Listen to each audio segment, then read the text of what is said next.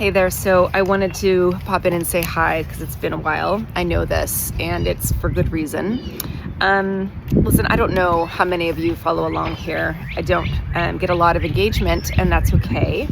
But I do really feel like something has just shifted pretty significantly in my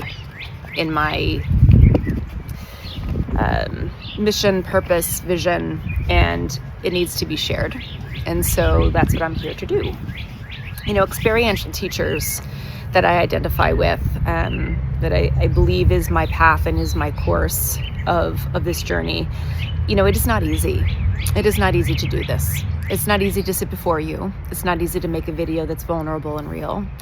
And it's not easy to also, in real time, work through the things that come up for you. But the truth is that I think that that's exactly what is asked of us right now. I think the teachers that I really find myself gravitating towards, they're just really real. They're real in their own course of their lives, and in their walk of their spiritual journey. And here's the problem. There aren't very many of them, are there? There aren't many of them, and it's not funny. And it's super hard because it's so much easier to prepare content and to look all prepared and you know, to curate this you know, aesthetic of what it means to be you, right? What is your identity? What is your brand? What are these things that make you you? And you know, sell your story. And I'm just really fucking tired. That's the bottom line, is I'm really fucking tired of that story. And I refuse to align to it. And so, you know what? I'm not going to anymore. I'm really not going to. I realized that when I took this past break for myself, because I have to do these things to kind of get real about what I'm putting out there, what I'm getting back, what I'm feeling, I've realized that my entire, well, not entire, I think there are always bright shining moments and everything, but you know, there's this real desire within me to almost be the performer, right? I'm trying to perform for you. I'm trying to create content for my audience. I'm trying to get you to engage with me. And it's really sad because that's really just an open wound that I've had to re-engage with, and had to also invite back into my consciousness and into my awareness and to allow her to settle. And that's what I've had to do. When I gave the most recent webinar, Are You a Magdalene, or You're a Magdalene, Now What? I was put in a position by the universe, by circumstances well beyond my control, to show up in a place where I wasn't supposed to be, to give this webinar still sick. I was actually pretty sick over the last 2 weeks. And COVID is still around, by the way. So, you know, I show up to this webinar, and not only was I not prepared, but I just knew that I needed to do it. I mean, there were, I think, maybe 15 people signed up, and I just felt like the only thing I knew to do was to just show up anyway, because that is all I keep doing, is showing up, right? And so I show up and I hear myself saying to you, right? I'm pontificating supposedly to you. And what I realized driving home that night following that webinar is that everything I said I was saying to myself. That was a higher self speaking to me, to the Tammy that is embodied here in this vessel, in this time now, who is getting in, who is before you. And, you know, I literally just had to say to myself, what the fuck are you doing? What, right? The question that I asked myself over and over, and that meaning I asked me, which was in that webinar asking you, was, why are you here? Why are you here? What does your spirit need? Why are you here? There was a bunch of other stuff about community and being vulnerable and, you know, really putting our hearts out there, et cetera, et cetera. And I was saying all of those things out loud in that moment because those were all the things that I need to do. Those are all the things that I need to do first for myself. Maybe it's for you to witness. Some of it will be, some of it won't be, because not everything needs to be displayed and shared.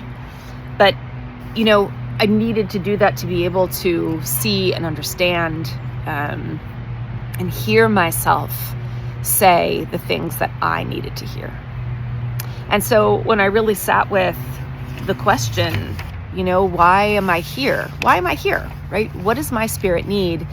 The answer was, my spirit needs to only speak truth.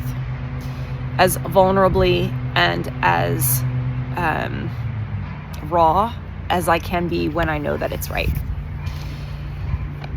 Since then, of course, a number of things just have come into the fold. But today, particularly today, May 1st, this May Day, I was flabbergasted when I received an email in my email from Glennon Doyle.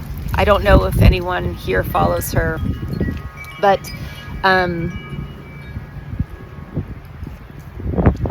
Glennon, I've followed for a very long time, and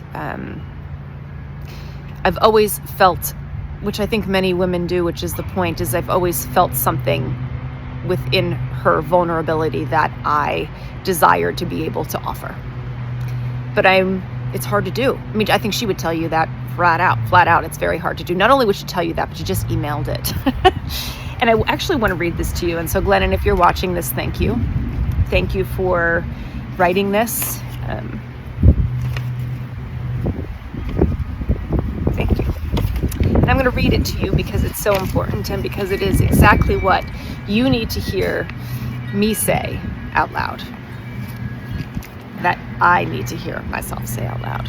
So Glennon starts off this email by saying, I left social media without knowing where else I'd go because it just felt awful to me. So that's the first sentence.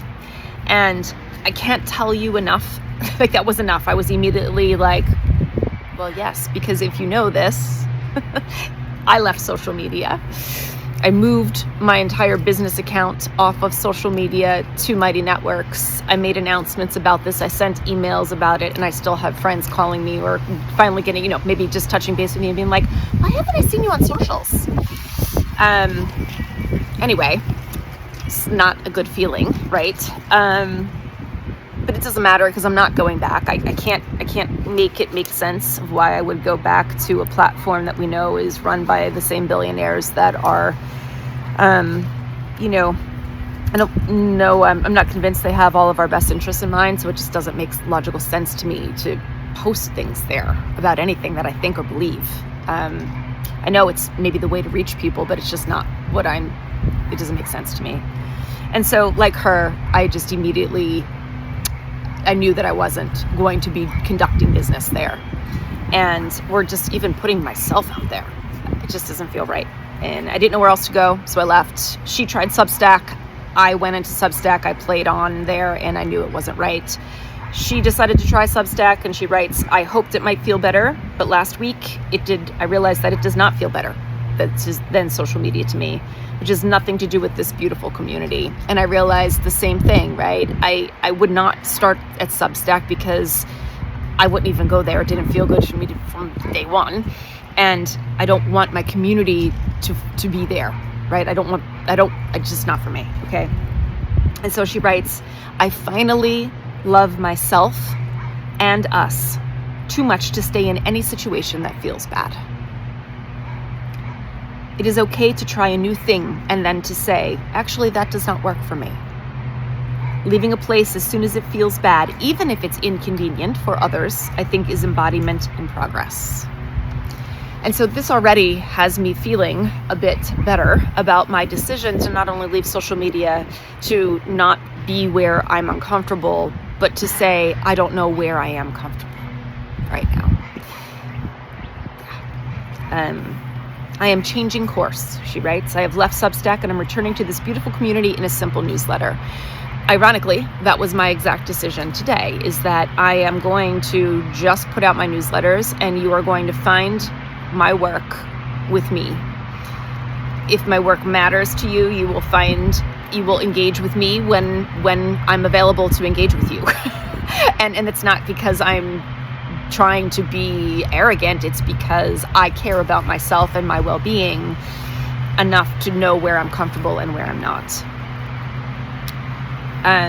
She goes on to describe feeling sorry for the disappointment, and trusting that, none of these decisions are taken lightly, and she knows what's best for her health and for her well-being, and that the next right thing will arise for us, but for now she's just going to write. I realized why that's so important, because for me, I can speak something. Speaking is often translated from the heart and the soul of me differently than when I write it down. This is a realization that I've had in the past week, where my writing is my soul voice that comes effortlessly. My speaking is often caught up. It's not a direct translation of what I know I can write.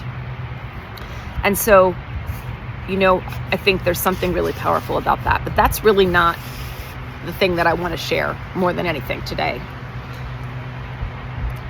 She goes on to talk about a recent award show that she and Abby attended.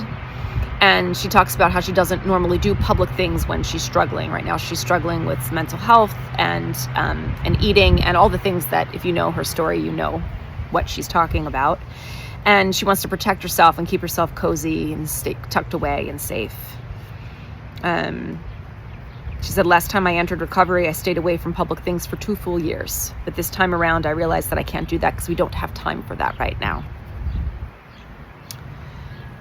And this is where she gets really vulnerable. And it's the part that struck me the most. She writes, I am not doing great, but nobody who has a heart and is paying attention is doing great. If the brokenhearted don't show up and speak up anyway, then the only people showing up and speaking up will be those whose hearts aren't broken by everything that's happening around us, by all of this. We cannot have those voices being the only ones that are heard. God, no, we will not do. That will not do. She talks about how she bravely got dressed, went to the show in LA, stood on the stage, said her words out loud, after writing them all down clearly, so she had something to work off of. And she said it was very nerve-wracking. And then she talks about how on the way home, she was with Abby in the car, and Abby asked her, she said, are you okay? She said, I know that you were really struggling, shaking so much at dinner, rocking on the stage. And she said, your poor body was vibrating all night. Do you think these kinds of things are good for you to do? And she goes on to describe how she responded to Abby and saying that she probably does this, that she said it less eloquently, but probably not, right? And that it isn't good. She said, I just know that I really want to say those things, as I know it's a service I can offer the world as an observer. That you can think about the observations. Every time I've been trying to make this video, this exact thing would happen, and I don't care. I'm just going to continue. And they describe it in a way that seemed to offer people some clarity and comfort and courage. She said, I don't want to let my body and my mind stop me from doing the work my spirit was meant to do. And she said to Abby, remember when you played in that tournament with your head stapled together, or that broken toe for the World Cup? You didn't let those injuries keep you from playing soccer, right? I don't want to let my anxiety keep me from doing this work on the planet. She said, I think I'm going to be like this on and off until I die. If I can't stop shaking, my nervous system is what it is, getting amped up with her food, I'm just going to have to show up shaky and weird and still speak. People can say whatever they need to say about my body, but they'll still hear my words, right? Abby paused, looked straight ahead at the road, and said, babe, you are the bravest motherfucker I know.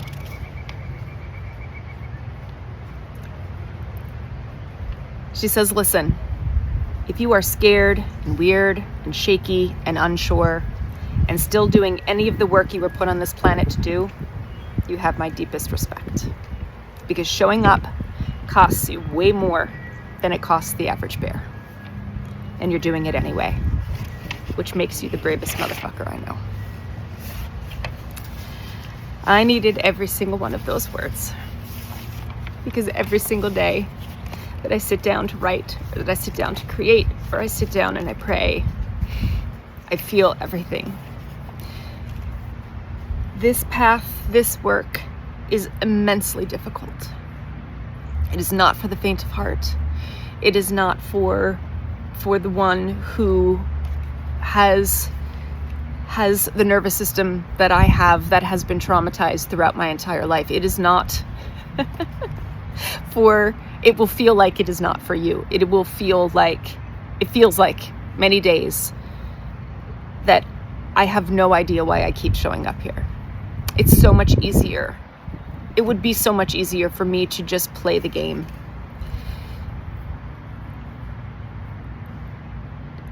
And I can't. Not only will my body not let me,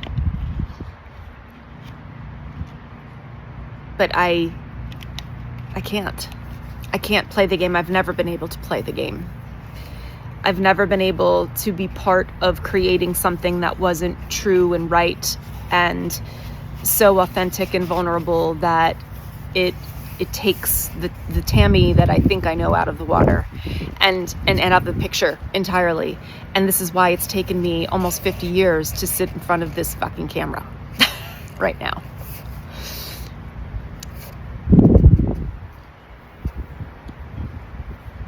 %90 of what I do every day is just showing up, because it's about all I can muster.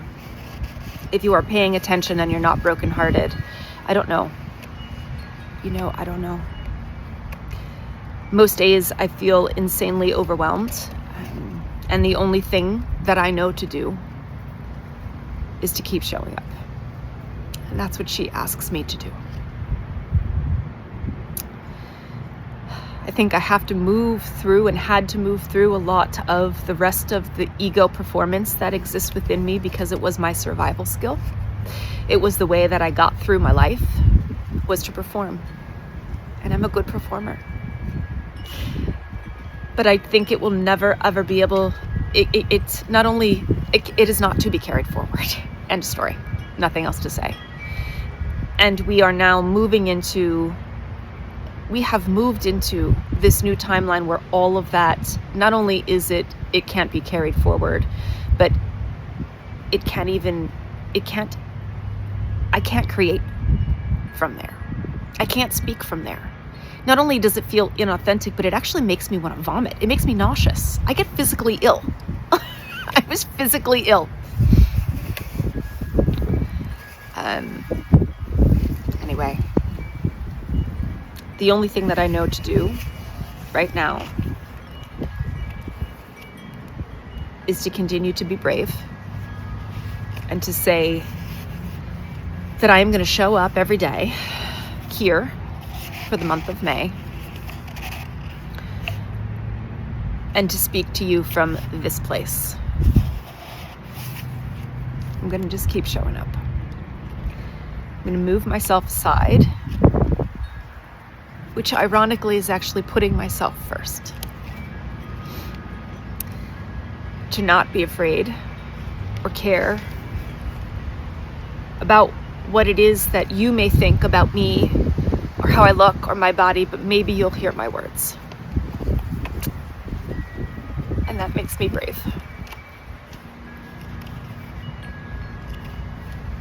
But you can't hear my words if the words are coming from a place of parroting what I think I want to know, right? One of the most important pieces of wisdom I have mined from my spiritual journey is that there is no knowing. The depth of my unknowing and uncertainty is so deep and so wide that all I know to do is to fall into it. And it's only when I fall into that unknowing that I find peace. Because I'm carried in a different way in those moments. I'm carried in a different way. And I've been carried in those moments my whole life that way.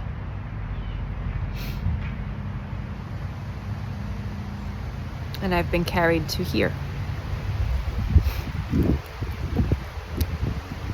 The future, I believe, for people like me who are asked to be here will require this kind of surrender. The kind of surrender that's not only vulnerable, but is empty. The word that comes to mind for me that I know, at least that I know, is kenosis, right? The emptying of oneself to make space for the divine to show up. And I feel like all along I've actually kept the work of kenosis at bay because I wanted, a part of me still just wants to know. It's so uncomfortable to be in the unknowing, because the unknowing also opens you up to feeling deeply.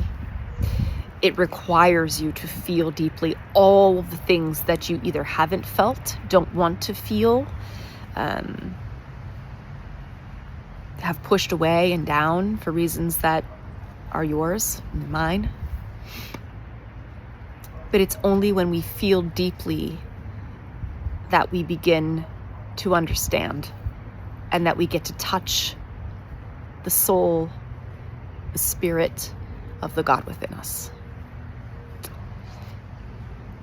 Ironically, I had someone who I follow today post this quote from a podcast that they have.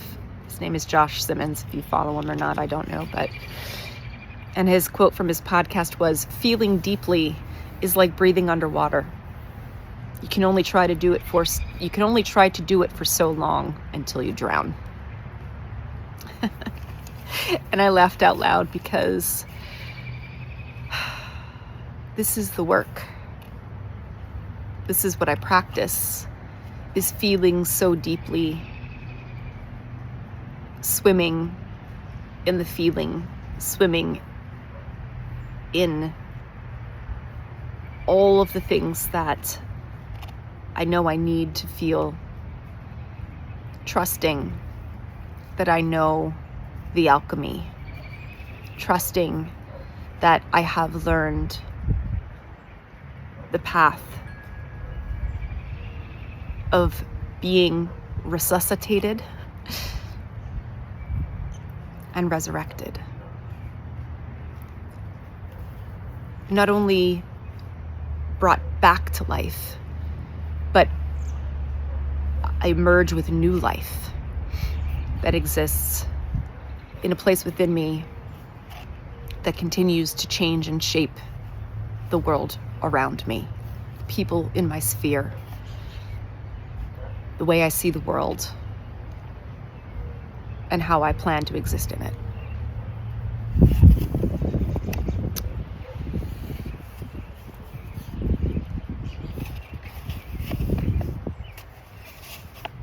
So, I am going to be, if you've made it this far, I'm going to be praying the Rosary every day for the month of May. I was taught this little ritual actually as when I was a young Catholic girl, about Mary, the month of May being Mary's month.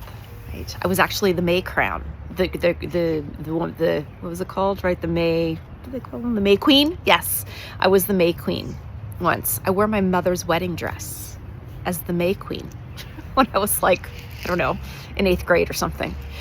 And the May Queen gets to crown Mary for the May crowning, which is usually held around Holy Communion and those who receive First Eucharist. It's usually one of the girls that gets selected, and there's a May court, and you get to crown Mary. It was actually very beautiful. And I realized that I want to crown Mary every day for the month of May, for all that she's given to me, for all that she's offered to me, and for all she continues to be for me. May is Mary's month, and it is the month for mothers, and I need a mother. I have a very, very difficult relationship with my mother, and I need Mary as my mother because I don't have one, is how I feel. And there's so much pain in that mother wound for me that I don't even know how to, I don't really even know what to do with it, honestly. I've alchemized and learned in my own, again, work, inner spiritual work, in healing work, in this way that I've learned to offer up these types of wounds to Mary, to the mother, to her son, to the Sophia, to the Holy Spirit, that does allow for healing. It's only when grace is given, and it's a process, right? And so I'm doing the work every day. But I know that I need a mother, and I think that there are many people in the world who have similar experiences and who also need a mother, even if your mother is alive, or, and it's especially if she's passed. Regardless of your relationship, we all need a mother. And I have found that mother in Mary, and that's why I'm here. Bringing all of this full circle, the answer to my question of why I'm here, that I've asked in my webinar, why I'm here is because Mary is my mother. And she has mothered me in a way that now has not only healed me, but makes me feel obligated. The healing was so powerful, and the experiences that I've had with her are so powerful that I feel I need to share them. I need to say them out loud, not because she's asking me to, but because you need to know about this. You need to know about the gift of her. You need to know about the power, the alchemy, this path of Mary, of the Magdalene, of the feminine, of the mother, and the gift that it is that's missing in our spiritual lives. The gift of the Rosary, the power of the Rosary. I was brought back to the Rosary. I was way off. I was out there trying all different kinds of things. This was, and I was brought back to the Rosary through a group of people called the Way of the Rose. In fact, I've met many spiritual friends through that community. And I will forever say that Perdita and Clark were part of my resurrection from being in a place of real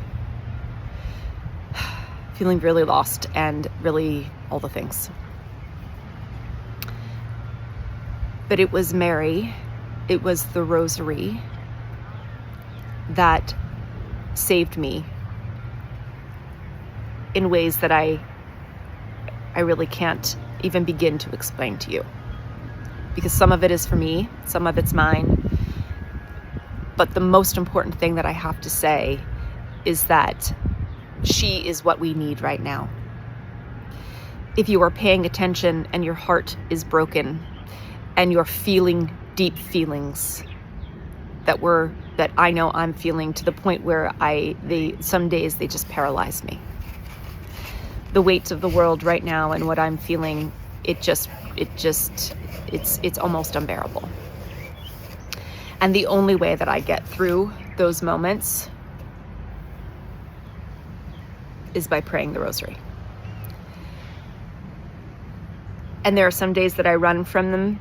So I run from those deep feelings, and I push them away, and I land in a place where I am just completely disconnected, and there's immense paralysis and fear and worry and agony and suffering and despair, and it's dark and it's awful, and I feel it all, and I allow it because it offers me something really, it offers me something that cannot be found in anything else, anywhere else. The problem is when I'm pulled out of it, and I always am, so I just generally now have learned to wait. I wait for the lifesaver, which comes in the Rosary, by the way. And she pulls me out of it, and then I realize that where I was in that deep feeling, deep seeing, deep knowing, first of all, it usually results in this kind of need for deep rest. And then when I emerge from that deep rest, I find that there is this new knowing. But what's required of me and what's required for its full expression, is action. Is this right here and now. Coming off of deep rest, especially being sick. It's amazing what being sick does to you. Let me tell you, it puts you in that place, right, where you have no choice but to feel and to be and to almost submerge yourself into a quiet, peaceful cocoon. And the emergence then requires this feeling of what you know and then action upon what you know.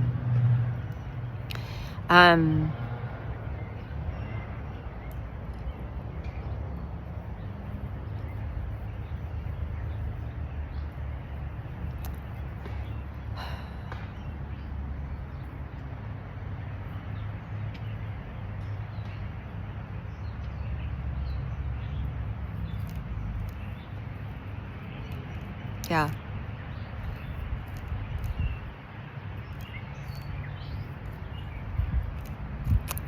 The Rosary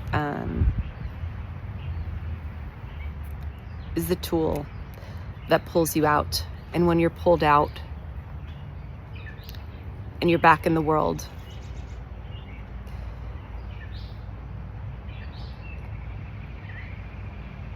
the world is a very difficult place to be in. And there is nothing that surrounds you that gives you any type of comfort or pleasure. Pleasure becomes, you're already aware of its temporary existence, and so it becomes this question of why bother? And it's tough to work through. This is real time of this type of work. I told you from the beginning, it's not for the light of heart, or faint of heart. This is for, this is only for those who are, I don't know, who are, I guess, called to it, and who can say, there's a word, in fact, a word that I learned not too long ago. It's called hinene. Hinene I learned from Father Richard Rohr. It was one of his, the Center for Contemplative Action, or Action, it's CAC, I think it's called, Center for Action and Contemplation, that's it. And it was in one of his meditations that he sends out. It's so beautiful. If you're not subscribed, you should be. It's also part of my lifeline to existing right now. And he wrote about Mary, and he wrote about the moment where the angel Gabriel comes to greet her. Essentially, this was what we celebrate and what we commemorate in the Annunciation, one of the joyful mysteries of the Rosary. And the word that he talks about is hinene, and it means here I am. And for many months, I would begin and end my Rosary with hinene. Here I am. And I realized that those words are so powerful, because when you do allow for that kind of hinene, here I am, kind of surrender, you are willingly relinquishing and admitting that you no longer desire to be in control, and that you want the Spirit of all, the Mother of all, to not only be with you, but to live through you. The question then becomes, are you ready for that to happen? And she knows this. She knows that you aren't, because no matter how much we think we are, we aren't. But all it requires is your willingness to show up.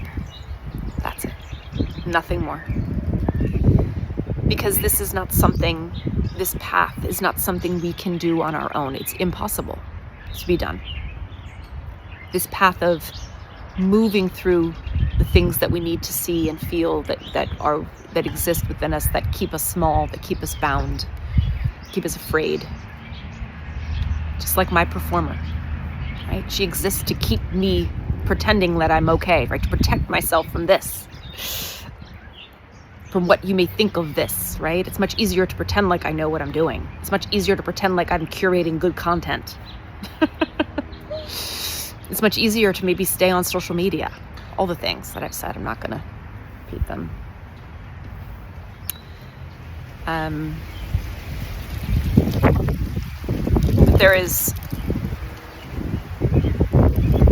The question becomes, can you say Hanene and can you mean it? All it requires is for you to show up, to try, and the grace is given. That's the way of Magdalene. That's it in one sentence. Show up, try, pray the Rosary, and the grace will be given. That's one step forward. That's all it requires every day. One small step forward. We know how the story ends. It's one of the most beautiful parts about praying the Rosary over and over. It's this continuous cycle of what we know the Rosary mysteries represent. Hanene, saying yes, the Annunciation. Mary saying yes to being the mother of Jesus. His birth, her becoming the mother of the Son of Man.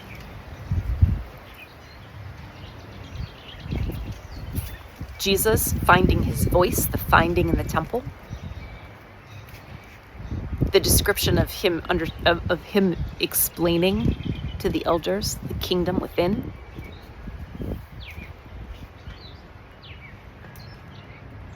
To the sorrowful mysteries of his persecution, passion, suffering, and death.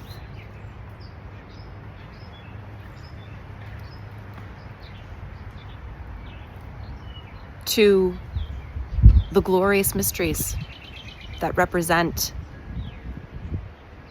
the resurrection, the ascension,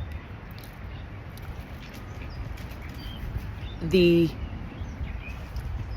assumption, and ultimately the coronation, where Mary is crowned the Queen of Heaven and of Earth. This is the story of our lives, of our soul existing within this form. There is birth. It's the Annunciation, the announcement of our arrival into this form, into the world. Being placed and presented to the world in our baptism, to finding the Christ within, the finding of Jesus in the temple, this temple, to our own recognition of the ego, the suffering, the persecution of ourselves due to the traumas that we have experienced in this realm, the world, and what it does to that kingdom. It walls us off from the kingdom within. And there must be a death. There must be a death of the ego that protects us, that protects you from the truth. This is the path. The way of the Magdalene is the path of the Rosary. The mysteries are before us. They're called mysteries for a reason. How we move through them is not up to us to know. How we will move through our own egoic death to our resurrection, to the crowning, to our mother crowning, placing a crown of roses on our heads, reminding us that we are her children. how we do that is not meant to be known. They wouldn't be mysteries if they weren't, that's what they're called, mysteries of the Rosary. The ask is for us to show up, to just show up, to not know, to know we not know, to be willing to admit that we don't, and to fall into the kind of surrender that moves us to a place that we cannot see, that we will not understand how to get to. But I promise you, it is a place that you'll never want to leave. And so with that, join me. I'll be praying the Rosary every day. My daughter said she is going to be joining me in this practice. We're going to pray the Rosary every day together. And then we are going to gather on Sundays. I think there's something incredibly powerful about a Sunday reflection of the work from the Rosary of the week. And I will be very surprised if there aren't miracles upon miracles reported in true transformation, even by the end of the month in this practice. It is truly transformative, and all it takes is your willingness to show up. So I'm almost at 45 minutes. I knew this would be long. It's with intention. I just wanted it to be real. And this is what you'll get from now on. I don't think it will be 45 minutes from now on. I wouldn't do that to you. But today needed to be. And if you stuck with me through, to now, I'm so glad. I hope to see you at our Rosary gatherings. I hope to see you on Sundays. It'll be 12 to 1 p.m. I'll send out a Zoom link. You'll see it posted. I'm on Mighty Networks, folks. That's where we operate. It's not social media. It's not Substack. I will be writing my newsletter every month. I will be doing probably more writing because that's where I'm realizing, as I said, my soul voice really does express itself. It might be more of a personal vlog type of thing, but that's what I'll be doing. And I'm going to share with you this path as best I can in real time. See how much it resonates, reflects for you. And I don't know what will come of anything else. I have no freaking idea. The Magdalene Center for Healing and Holistic Wellness was a thought, idea, dream, and name that came to me, almost a decade ago. And I don't know. Here we are. What it is, what I created it to be, may not be what it becomes. Glennon said it best.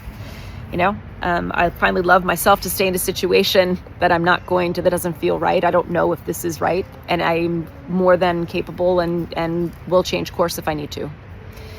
But what I do need to do right now is to do this, to speak, no matter how shaky and shitty it might feel and sound.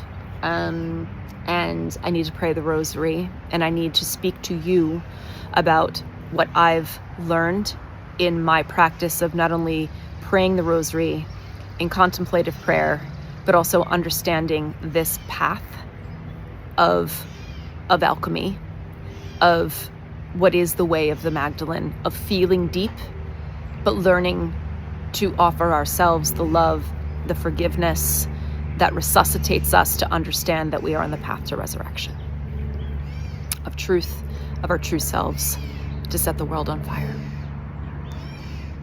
Thanks for listening, and I'll see you tomorrow.